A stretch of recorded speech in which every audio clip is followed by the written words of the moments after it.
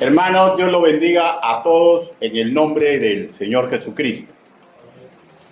Estamos continuando con la serie Las dudas del creyente y nos vamos a abocar a distinguir algunas preguntas que se formulan en el libro de Malaquías, que usa este recurso literario para describir asuntos concernientes a una época difícil de decadencia espiritual, moral, en el reino de Judá. Ahora, nadie puede decir que Dios no da oportunidades.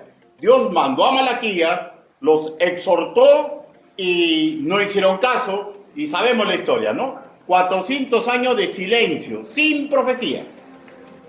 De hecho, hermanos míos, de estas interrogantes, de la respuesta descriptiva de la realidad para dicha comunidad bíblica, podemos enriquecer nuestra mayordomía y nuestra santidad actual.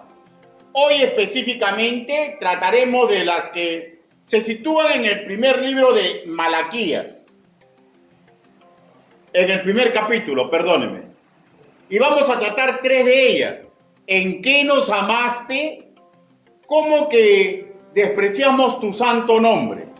¿Es que acaso te estamos deshonrando? Y repito, para mirarnos en el espejo y poder apreciar si alguna de estas interrogantes nos cansa como guante, describiendo la relación que nosotros estamos perdiendo o estamos teniendo con el Padre Celestial.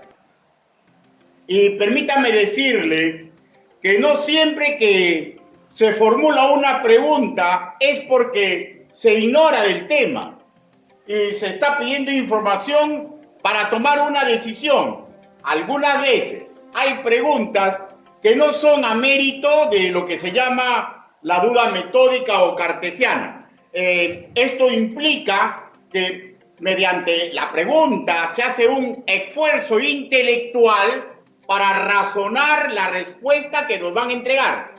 Pero hay veces, hermanos míos, que estas preguntas son con mala intención, para crear un halo de impunidad típico de los que suelen desentenderse de hacer lo correcto. Vendría a ser una perversión del cinismo clásico y por tanto invalidar una verdad que incomoda. O sea, una especie de coartada de quien sí sabe que están dando en malos pasos, en malos caminos, pero no desea mejorar y simplemente está ganando tiempo. Está ganando tiempo. Si Malaquías formuló estas preguntas, no olvidemos que el Espíritu Santo es el que lo inspira y el Espíritu Santo sabe la mentalidad de los seres humanos a los cuales está enfocando el mensaje. En primera instancia, eran los sacerdotes de Israel. ¿Cuál fue el caso específico que aconteció con los sacerdotes de esa época?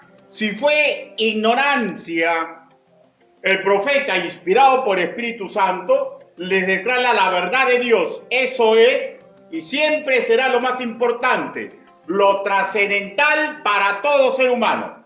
Si esas interrogantes fueran a mérito de cinismo en cualquiera de sus vertientes, el profeta, inspirado por el Espíritu Santo, le declara la verdad.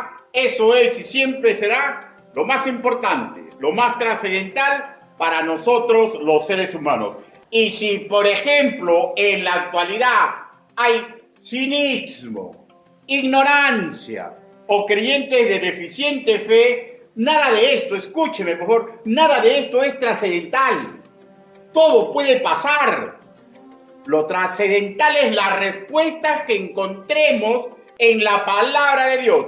Y una vez que la palabra del Señor nos declare la verdad, ¿ya? Nos exhorte, nos dé la esperanza, nos lee la advertencia, como se dice en el argot del voleibol, la pelota estará en la cancha de los que escuchan.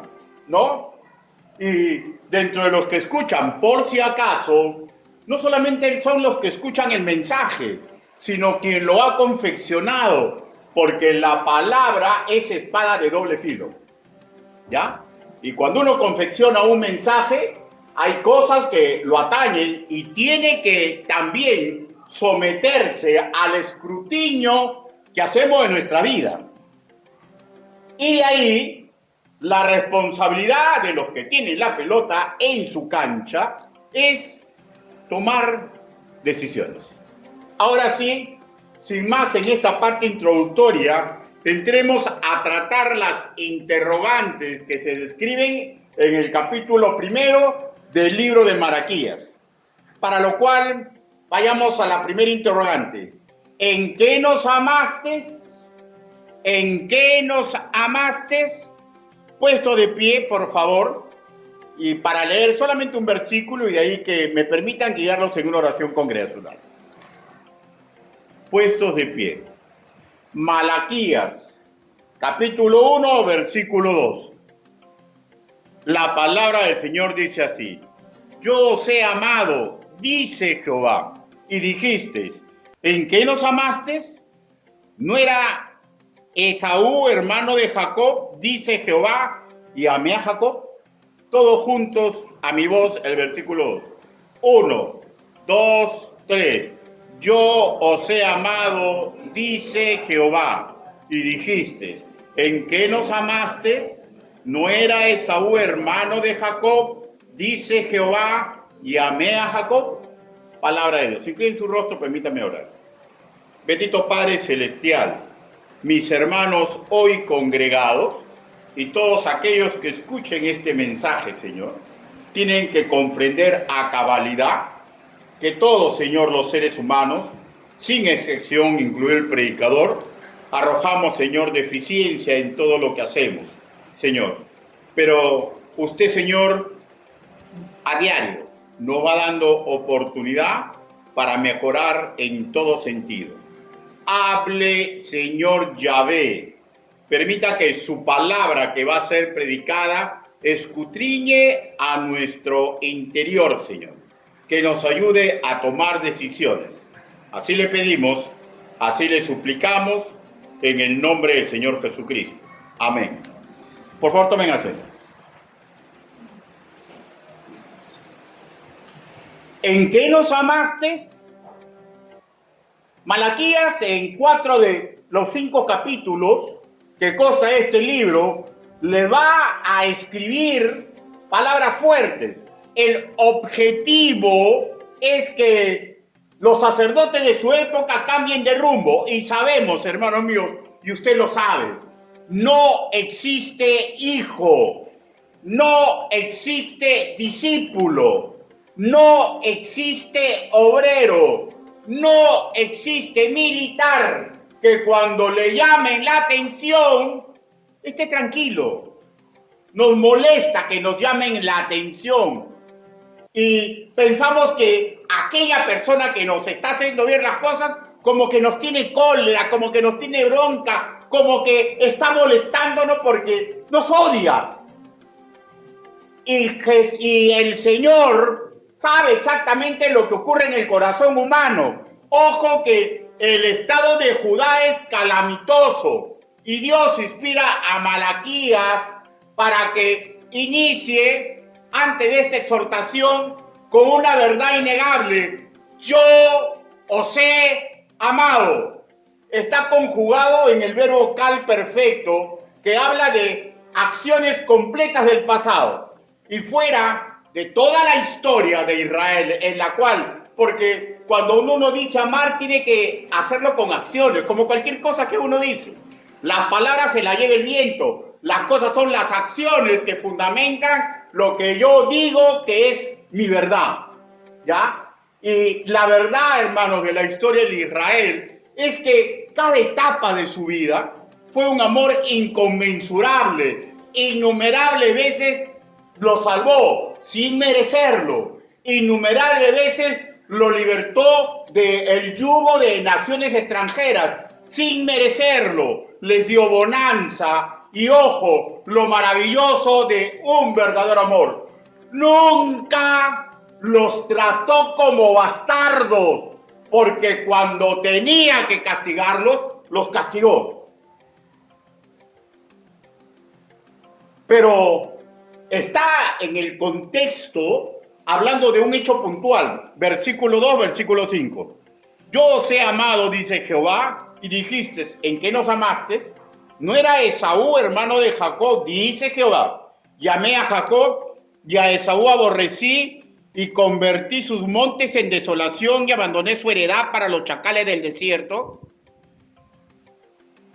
El amor, hermanos míos, que él le dio a su patriarca no fue porque fue mejor Jacob que Esaú. Cuando en las escrituras, en el Antiguo Testamento, en el idioma hebreo, vemos la palabra aborreció, no implica forzosamente odio. En el contexto y lingüísticamente hablando, estamos viendo que lo que acá implica que le negó las bendiciones, ¿ya?, a Esaú para dárselas a Jacob. Y fue gracia, fue decisión soberana otorgada al patriarca que era menor que Esaú. En pocas palabras, así lo decidió y punto. ¿Cómo es posible que ellos no puedan reconocer que Dios los ha amado? Porque en la sociedad de aquel entonces, el mayor recibía las bendiciones y Dios trastoca eso. ¿Cómo pueden decir, nos amaste? Y toda la historia que tienen, todas las cosas que Dios ha hecho por este bendito pueblo, específicamente por los sacerdotes, los ha puesto sobre un pueblo santo. ¿Cómo es posible que puedan decir, nos amaste? ¿Es cacha? ¿Es ignorancia? ¿Es cinismo? ¿Qué será? No interesa. Dios sí sabe. Dios sí sabe.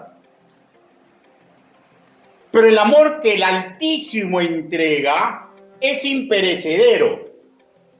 Deuteronomio capítulo 7, sin perder por favor Malaquías. Deuteronomio capítulo 7, versículo del 7 al 8.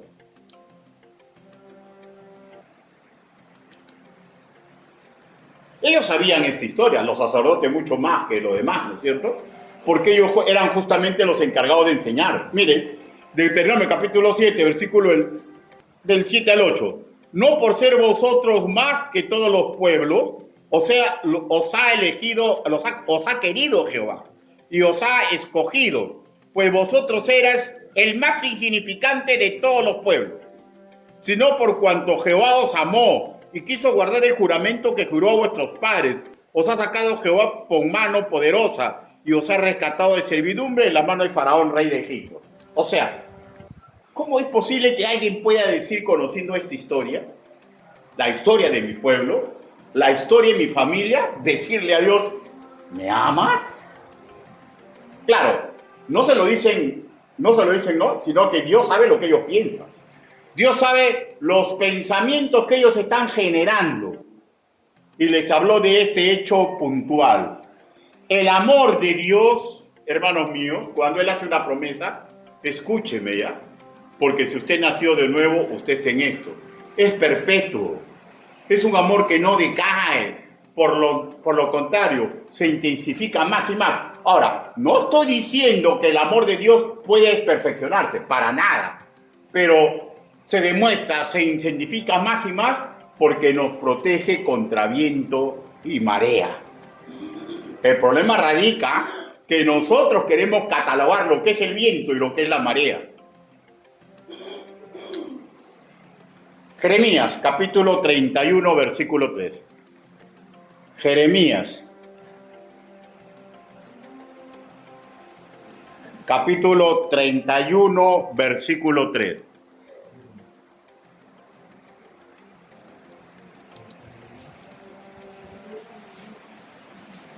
Miren lo que manifiesta el Señor.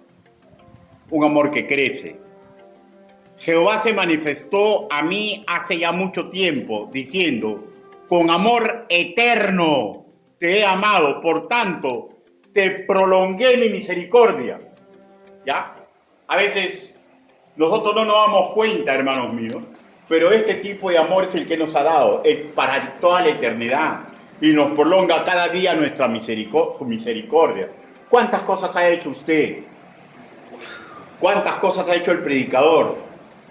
Que ante los ojos de un juez humano ya no merecería misericordia. Y les recuerda, regresando a los de Judá, les recuerda cómo ellos han gozado sus favores, bendiciones que a otros pueblos que también descienden de sus patriarcas no les ha entregado, que es una gracia que les prometió a sus padres y continuará entregándoles. Ya, pese a que ellos están haciendo malas cosas, ya, pese a todo esto, este amor que Él les tiene, les está entregando tiempo. ¿Tiempo nada más? No. Les está entregando enseñanza. ¿Para qué? Es lo mismo que con nosotros. Para que enmendemos nuestro rumbo. Porque aquel que ama en forma imperecedera no suele ser cómplice de nadie. Suele decirnos la verdad. Ese es el amor que vale. Ese es el amor que vale. Repito, creo también que todos sabemos de esto, ¿no? Cuando estamos viviendo una mentira, podemos desconfiar del amor divino. No por lo que Él está haciendo, sino por lo que nosotros hacemos. Y viene este clásico pensamiento. ¿Habré perdido el amor de Dios? ¿Me aborrecerá por la forma en que yo me estoy comportando? Y no, eso nunca. Eso nunca. Pero también recordemos y no olvidemos que parte de su amor es no dejarlo como bastardo. Por tanto, si él a uno de sus hijos le está hablando de diferentes maneras, que se aleje de eso pecaminoso, y R con R guitarra, R con R cajón, no está haciendo caso, y si tercamente no enmienda el rumbo, hermanos, la Biblia es clara para todos los hijos de Dios. Hebreos, capítulo 12, versículo 8. Hebreos.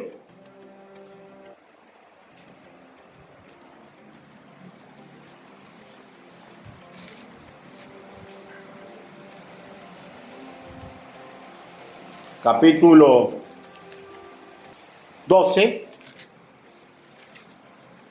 versículo 8. Dice: pero si os dejas sin disciplina, de la cual todos han sido participantes, entonces sois bastardos y no hijos. ¿Ya? Eso es parte de su amor. Escúcheme, por favor. No importa la circunstancia que estemos pasando, si nacidos de agua y el Espíritu, tenemos las consecuencias del amor perfecto de Dios. Romanos capítulo 8, versículo 35 al 39. Y como tal, ni lo alto, ni lo profundo, ni cosa ni ser creado, nos podrá separar del amor. Ah, el amor. ¿Y qué implica el amor? Implica de su ayuda, de su protección, de su educación, aunque nosotros la hagamos lenta porque somos rebeldes. Y si fuera necesario, su amor en forma de disciplina. ¿Y saben por qué? Porque le pertenecemos a Cristo. Con respecto a los judíos de esa época, les hace recordar que Él los amó y los ama como nunca nadie los va a amar, y que espera Él darle, no espera, les está dando una oportunidad. ¿Para qué Dios da oportunidades? No solamente para que cambiemos de rumbo, sino para que aprendamos a ser agradecidos. Qué difícil es ser agradecido, ¿no, hermano mío? Qué difícil es ser agradecido. ¿Fue una descripción de su cinismo, esta interrogante? ¿Fue una descripción de su ignorancia, este interrogante? Vaya uno a saber. Por igual, el Altísimo le revela esta maravillosa verdad. El Altísimo es amoroso en perfección y bueno, a más no poder, y lo que debería darse, o sea, la consecuencia lógica de un ser que vive correctamente, es que sea agradecido. Claro, si vive correctamente. Los que no viven correctamente siempre fracasan en ser agradecidos. Pero él no quiere eso, porque no existe padre que quiere que sus hijos vivan de fracaso en fracaso. Hermano, hermana, yo le aseguro bajo la autoridad de las Escrituras, usted es amado como nunca nadie lo podrá amar. Primera de Juan, capítulo 3, versículo 1. Primera de Juan, capítulo 3, versículo 1. Dice, mira cuán amor nos ha dado el Padre para que seamos llamados hijos de Dios. Por eso el mundo no nos conoce, porque no le conoció a Él. Dios desea que sus enviados, o sea, en aquel entonces, los sacerdotes del templo de Jerusalén, y hoy por hoy, cada nació de nuevo, se suelde a esta verdad invaluable, pues cuando un creyente se suelda a la verdad invaluable, que Dios me ama en toda circunstancia de mi vida, hermanos míos, es un creyente que donde vaya, va a llevar la cruz de Cristo. Porque solamente una persona agradecida es capaz de llevar a cualquier sitio la cruz de Cristo. Segunda pregunta, ¿cómo despreciamos tu santo nombre? ¿Cómo despreciamos tu santo nombre? Malaquías. Yo creo que yo no estoy hablando para nada de perfección, hermanos míos, ¿eh? Malaquías, capítulo 1, versículo 6.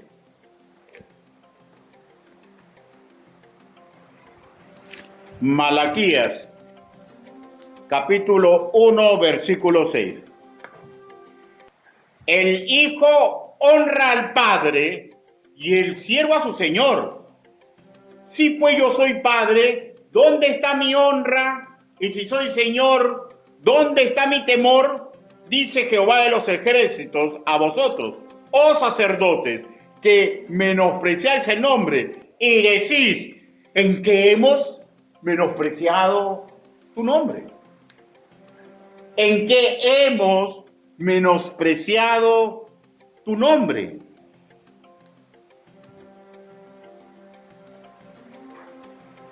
Lo que también hay que volver a marcar y recalcar hasta el cansancio, que esta misiva, hermanos míos, fueron dirigidas ya a los sacerdotes del templo del Altísimo. Y hay una verdad histórica que nos debería llevar las barbas en remojo a todos los que llegan a ser alzados en la congregación del Señor. Llámese pastores, diáconos, maestros, predicadores, de acuerdo a la eclesiología de cada iglesia, por ejemplo acá, directores de departamentos, ¿ya? ¿Saben cuál es la verdad histórica? Que cuando el que está a la cabeza tiene un mal ejemplo y no para y lo sigue generando, es copiado por quienes debería educar. El dirigente, cuando va cuesta abajo en su moral, en su servidumbre, en sus convicciones, tarde o temprano arrastra a su congregación. Y acá no estoy hablando solamente del pastor. El pastor es el primero que se tiene que cuidar, pero todos nos tenemos que cuidar, porque esta es una verdad histórica, bíblicamente comprobada. Oseas capítulo 4.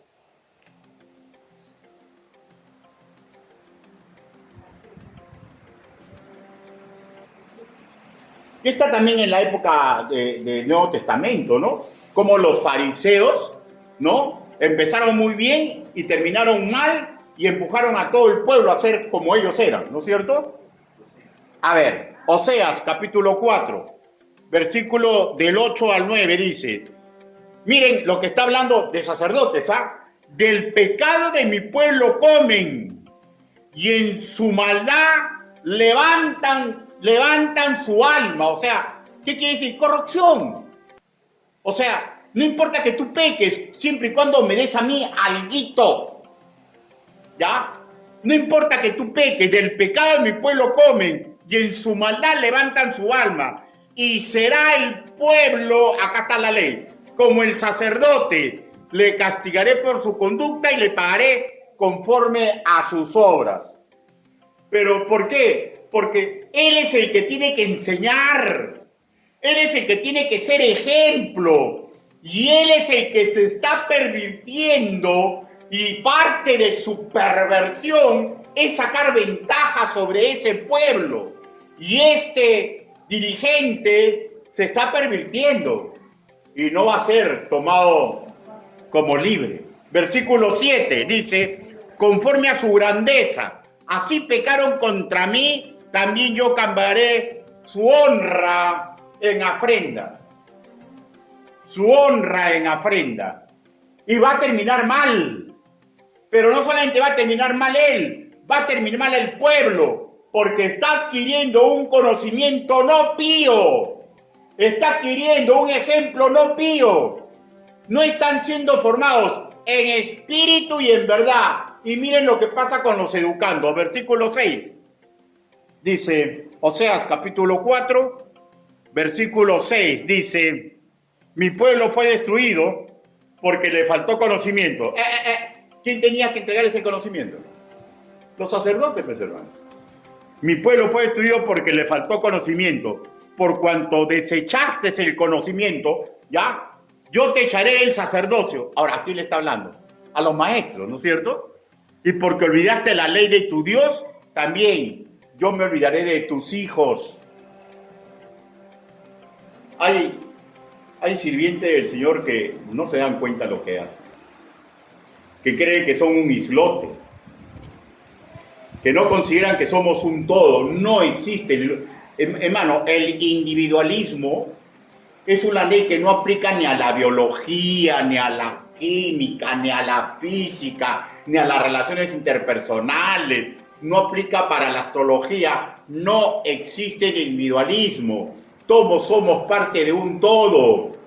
Y aquella persona que cree que puede hacer y deshacer en contra de Dios siendo suyo, no se pone a pensar que puede complicar a toda su familia.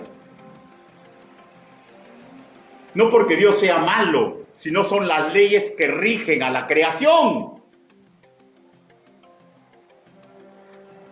Triste situación de quienes deberían ser ejemplo para toda la comunidad santa de aquel entonces. Pero eso sí, se vanagloriaban diciendo, somos sacerdotes del Altísimo. Pero hermano, eso era de la boca para afuera, pues subidas irreverentes hablaba otra cosa, a tal punto que, tal como hemos leído en Malaquías, ¿no? Ya. Ellos, hermanos míos, trataban a Dios en forma inferior a como se trata a un padre terrenal, a como se trata a un rey humano. Versículo 6, Malaquías, capítulo 1, versículo 6, dice...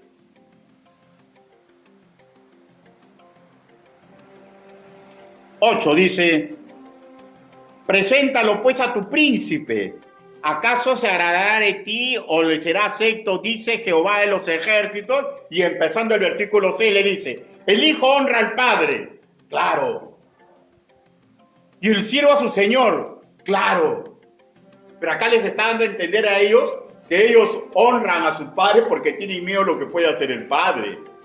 Y honran al Señor porque le tienen miedo a lo que puede hacer ese Señor humano, ¿ya? Porque la autoridad es bruta, hay veces, ¿no? Pero no le tienen miedo a Dios, porque creen que Dios es buenito, creen que Dios es tontito. Y dicen, no pasa nada. No pasa nada. Eso es lo que pasaba con los sacerdotes. O sea, les llegaba todo les llegaba, pues, ¿no? O sea, porque, y Dios le dice, ustedes a mí me respetan menos que a un padre terrenal. Ustedes a mí me respetan menos que un rey terrenal. Era cinismo, era ignorancia. Cuando ellos se defendían, ¿en qué te hemos menospreciado? Lo que leemos en castellano menospreciado corresponde al vocablo hebreo basá, que implica tenerle a la divinidad poco estima, como si fuera un servil, como si fuera uno del montón, De hecho, con su boca decían, yo amo a Dios. Hermanos, pero eso era delante de su pueblo. Y yo les aseguro, ¿ya? En cualquier actividad se golpeaban el pecho, ¿ya? Pero, ¿saben lo que habla de verdad lo que nosotros somos? Nuestras acciones, hermano. Las acciones son una descripción cuasi exacta de lo que tiene un hombre en su corazón. Y ellos se habían pervertido. Ese menosprecio, repito, tuvo muestras visibles en las ofrendas que ellos entregaban. Trataban a Dios como un limosnero, cosa que ni de casualidad harían con los príncipes de la tierra. Malaquías, capítulo 1, versículo 8. Y cuando ofrecéis al animal ciego para el sacrificio, ¿no es malo? Pero ¿por qué es malo, Señor? Si yo te lo estoy entregando. Yo soy un sacerdote, he orado por él. Asimismo, y él lo sigue desnudando, miren, Dios lo sigue desnudando, ya le dice, asimismo, cuando ofrecéis el cojo o el enfermo, no es malo, pero Señor, no es malo, entonces preséntalo a tu príncipe. No es malo, preséntalo a tu casa, cuando al cumpleaños de tu papá, preséntalo, para que veas cómo te van a despreciar toda la familia. Preséntalo en la corte para que veas cómo te van a mirar como la poca cosa que eres. Pero Señor, ¿cómo se te ocurre? Si yo lo estoy entregando con tanto cariño, Señor. Y a Dios no hay quien lo puede engañar. Y los está desnudando.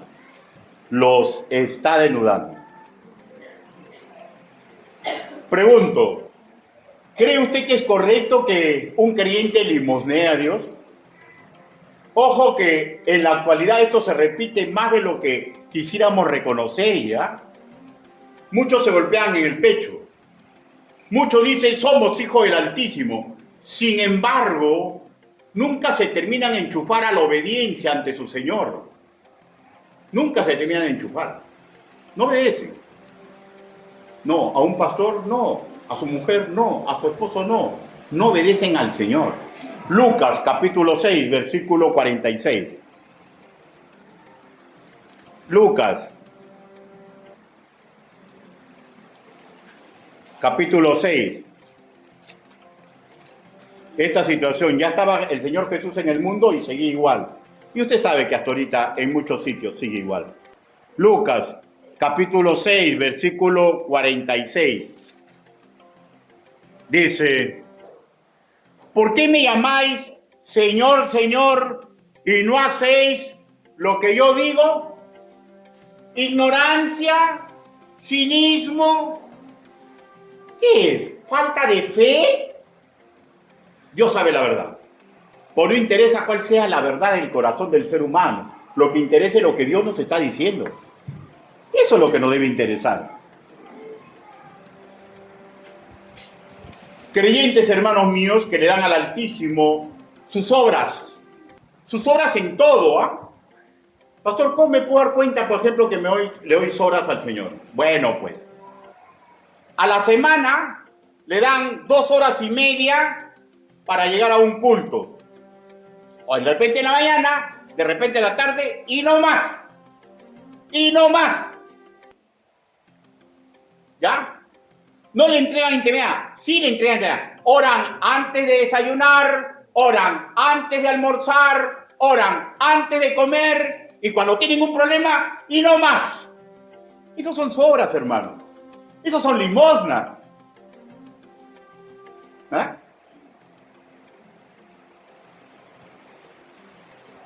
¿Qué presidente de empresa que se respete? ¿Qué rector de universidad que se respete? ¿Qué general que se respete? ¿Qué presidente de fútbol o de cualquier deporte que se respete aceptaría que aquellos que son sus miembros le entreguen migajas de compromiso para la entidad que los agrupa y los representa? ¿Alguien está en una universidad? Usted podría decirle a su rector, miren, yo soy brillante y yo voy a venir 2 horas y media a la semana. Y no se preocupe, yo mismo soy. ¿Será posible eso? ¿Qué autoridad que se respete va a aceptar eso? Hermano, Dios es celoso. Dios es tan equidistante que nos dice, todo tiene su tiempo debajo del sol. Tiempo de nacer, tiempo de llorar, tiempo de endechar. Pues incluyamos lo que de repente ahí no hay. Tiempo de orar, tiempo de leer las escrituras, tiempo de tener intimidad con Dios, tiempo de imitar a Cristo. Pero 2 horas y media y se acabó. Hasta las próximas 2 horas y media y se volvió a acabar y se acabó. Solo limosna de intimidad. Ahora, Dios, hermanos míos, tiene mucho más amor que un presidente, que un rector, porque no nos expectora. ¿Usted cree que lo expectorarían de la universidad? ¿Usted cree que lo sacarían de un conglomerado industrial? ¿Usted cree que lo sacarían del ejército si vienen a decir, yo voy a ir solamente 2 horas a entrenar? Lo sacan, hermano. Pero Dios no nos saca de su presencia. Qué inconmensurable es su amor. Pregunto, ¿por qué no podemos ser un poquito más agradecidos? ¿Por qué no podríamos ser un poquito más agradecidos? Ahora, hasta el dios Mamón, ¿saben lo que es Mamón, no? El dios de la riqueza indebida, ¿no es cierto? A sus seguidores le demanda que se desvivan en avaricia, en codicia, esfuerzo todos los días, todas las tardes. Miles y millones de seres humanos en el mundo no tienen horario para descansar porque están detrás de la quimera que la riqueza económica les va a dar felicidad y realización personal. Y en el camino adquieren avaricia, adquieren egoísmo. El dios Mamón pide todo el tiempo. El dios Mamón pide todo el tiempo.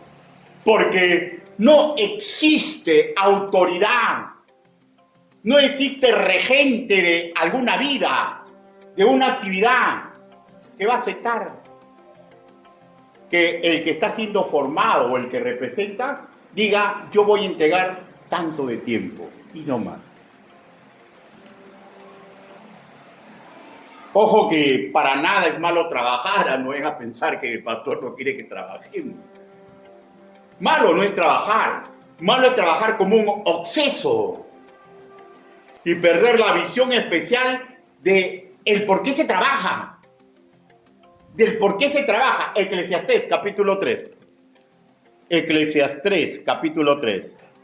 Porque si trabajamos con un obseso es porque queremos billete y estamos amando al billete más que las cosas más lindas que puede tener la vida. Eclesiastés capítulo 3.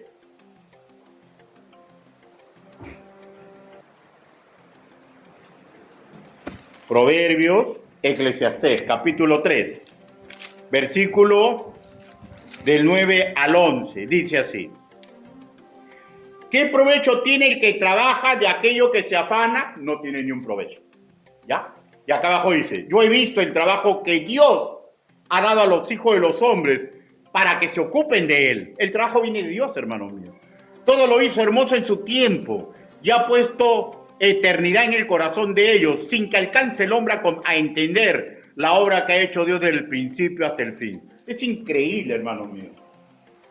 Dios ha inventado el trabajo y el hombre no comprende el motivo por el cual Dios le permite trabajar y termina pervirtiendo detrás de un ídolo que le dice el trabajo para volverte rico. Hermano, el trabajo no es para volverse rico.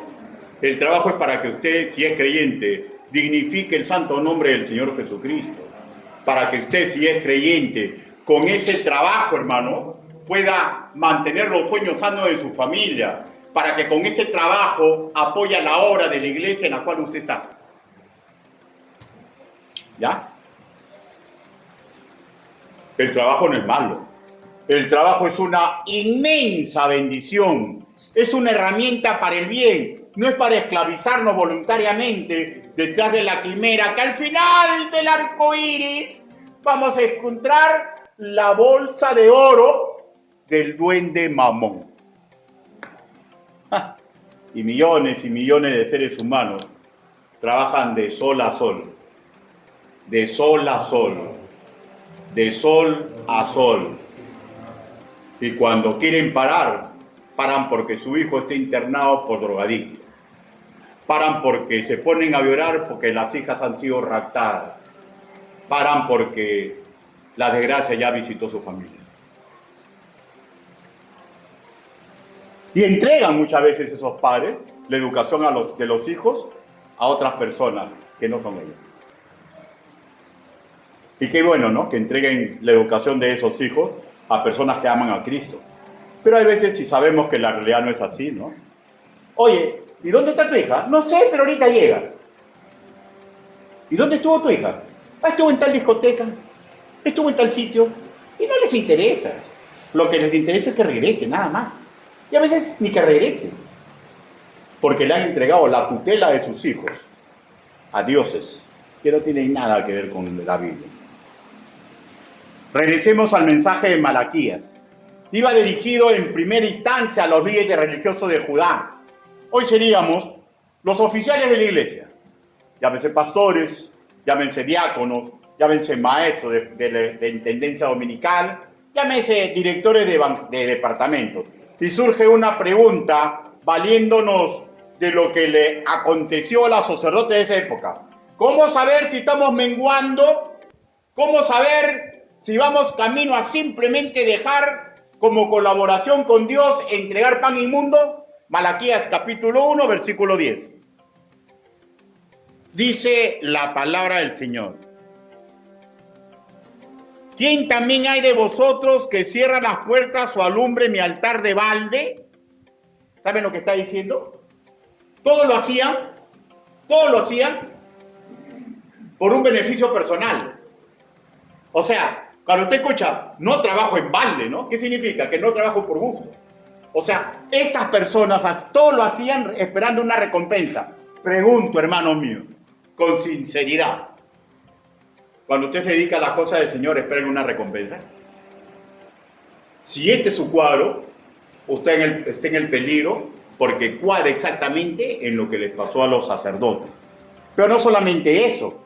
Versículo 13, Malaquías capítulo 1, versículo 13. Dice, habéis además dicho, oh, qué fastidio es esto, y me despreciáis, dice Jehová, y trajiste el hurtado, lo cojo, lo enfermo, y presentes como infecta. ¿Aceptaré yo eso de vuestra mano? Dice Jehová. ¿Saben lo que está pasando acá, hermanos míos? Un fastidio continuo. Un fastidio continuo cuando te llaman la atención porque estás en camino equivocado, ¿no? Un fastidio por la mesa del Señor. Hermanos, después del culto tenemos reunión los directores. ¡Qué fastidio! Hermano, tenemos una asamblea. ¡Ay, qué molestia! Ahorita seguro me llama y me va a decir, ¡ay, qué molestia! Usted está en peligro. ¿Saben por qué? Porque usted no comprende que cada vez que se convoca a la asamblea, estamos tocando la mesa del Señor. ¿En qué menosprecian la mesa del Señor? En que se fastidian. Y si se fastidian para entregarse a Cristo, entonces, hermanos míos, hay que tener cuidado. Porque estamos con los mismos síntomas que presentaban, ¿ya?, los sacerdotes. ¿Y por qué se les llama la atención? Para que cambien de rumbo. Porque a estos sacerdotes les pesaba entregar caridad.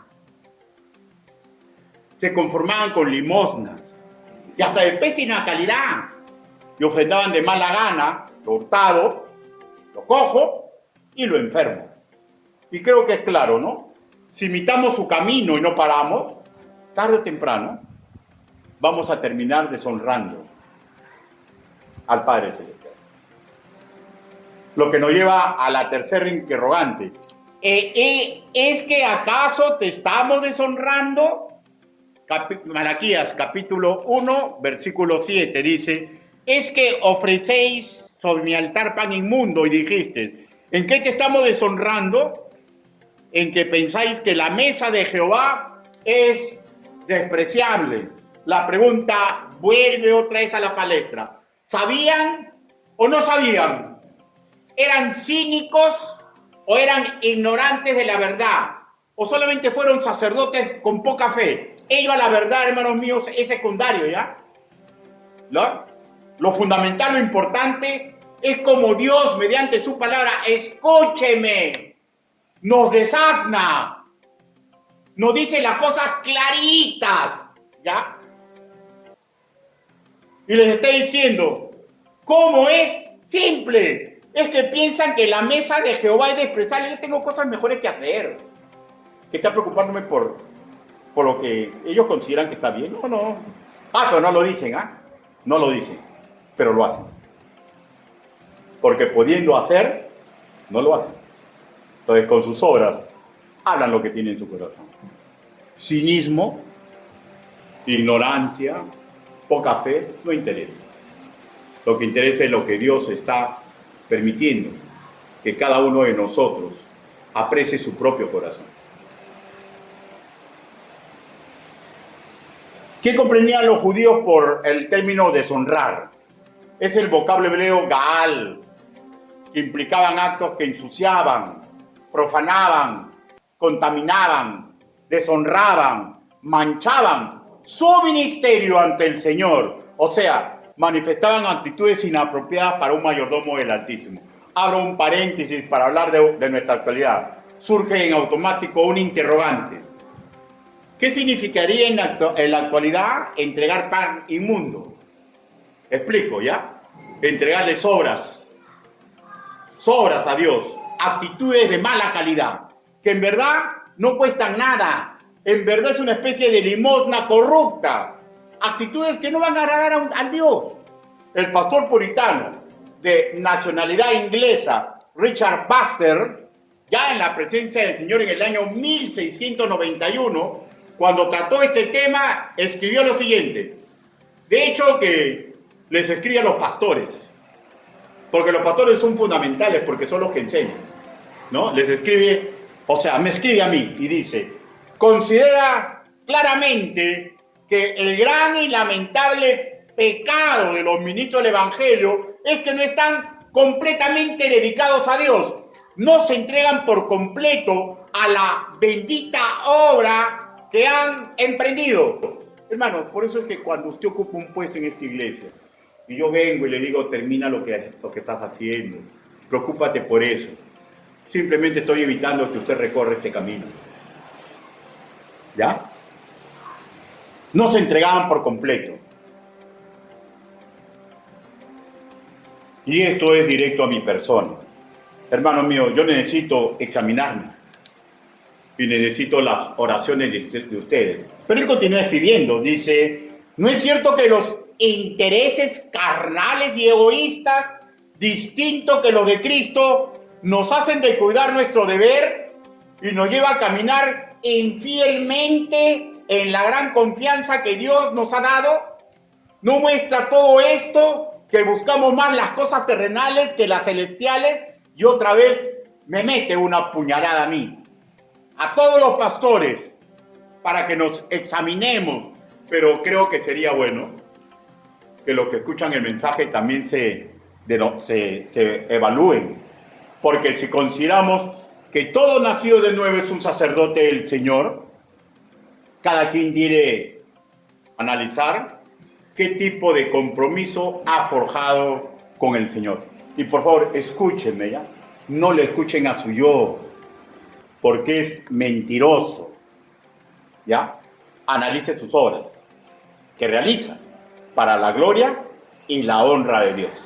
Y ahí recién, dense cuenta, le entrega a usted sobras de tiempo, le entrega a usted sobra de lo suyo, de lo que Dios le ha entregado a usted para que usted lo administre. Entonces, cada quien tiene que autoanalizarse. Pero va más allá, pues, ¿no? Y hay otro comentarista, David Gusit, que sigue golpeando a los pastores, a los predicadores, y le da una aplicación, dice: pan inmundo es el acto de predicar con chistes divertidos, anécdotas ingeniosas, historias emocionales, pero sin sustento bíblico.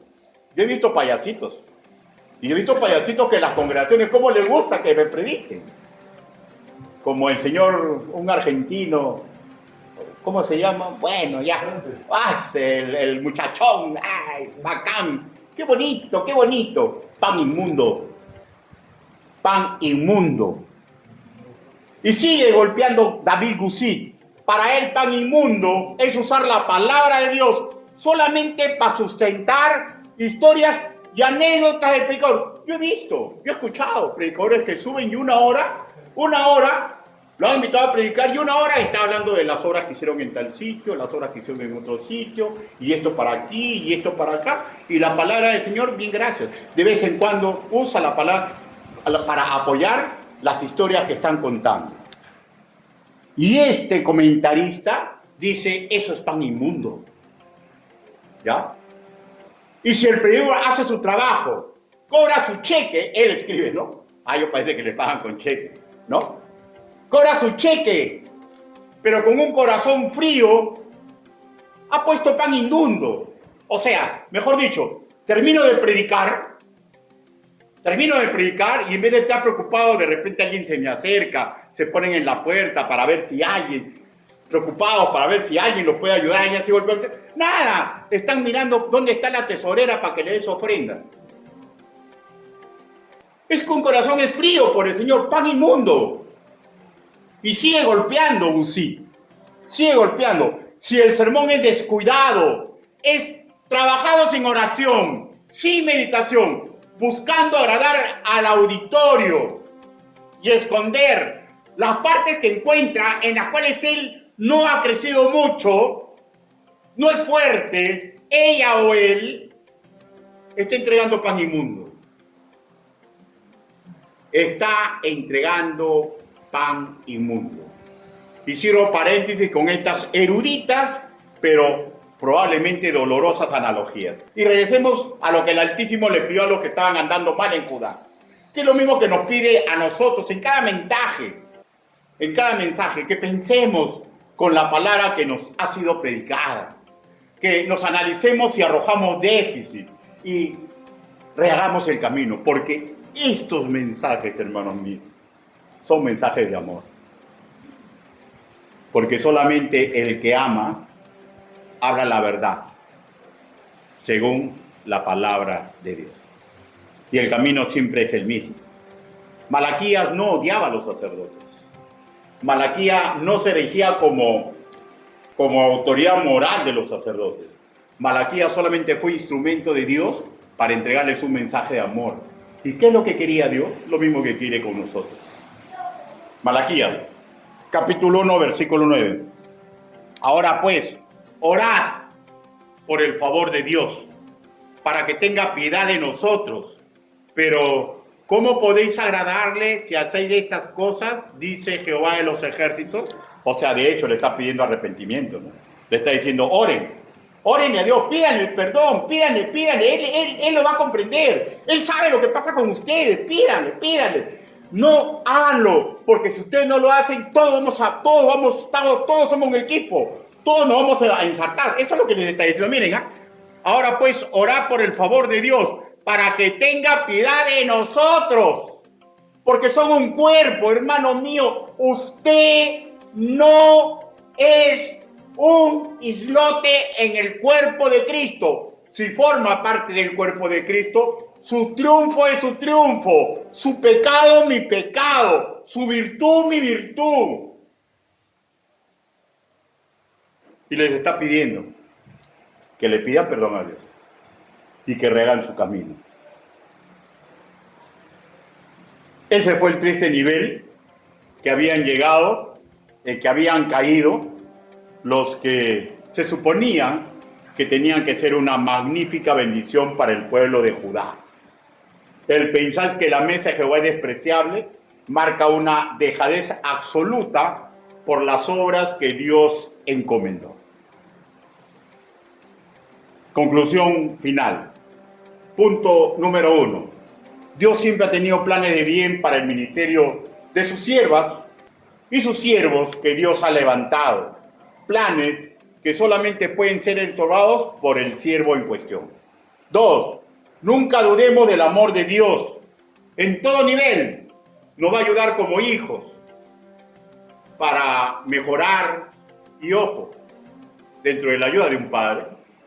Un buen padre nunca le tiembla la mano cuando es cuestión de castigar para enderezar a su hijo.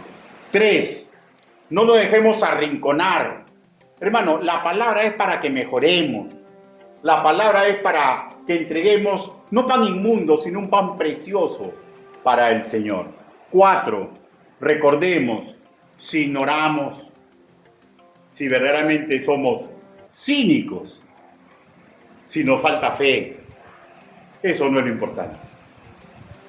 Lo importante es que nos sometamos a la palabra del Señor y verdaderamente mejoremos en nuestro camino.